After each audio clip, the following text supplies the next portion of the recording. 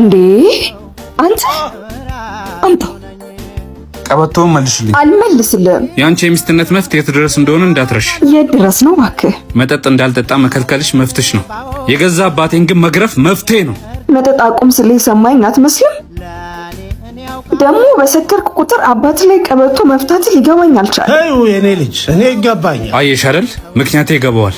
ስለዚህ ቀበቶ ይመልሽልኝ። አልመልስልህም። ምንም አይነት ምክንያት አባትን ለመግረፍ በቂ አይመስለኝም። ያስተማረኝን ነው እየኖርኩ ያለሁት። የሱን ፈለግ እየተከተልኩ እንደሆነ አስቢ። ማለት ልጅ እያለ ሰክሬ በመጣው ቁጥር እናቱን በቀበቶ ስገርፍ እያየ ነው ያደገው።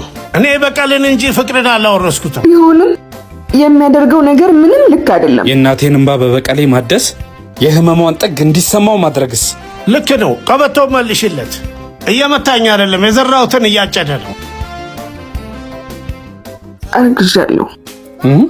እሰይ እሰይ። እርሱ አያት ለመሆን ይዘጋጁ።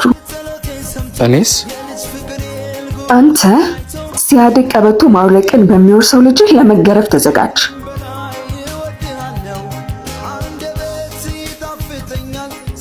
አመሞት አይደል ጋሼ? አዎ፣ ግን አሁን ልጄ ካመመው በላይ ጸጸቱ አይበልጥ። እሺ አሁን እነሱ ወደ ውስጥ እንግባ።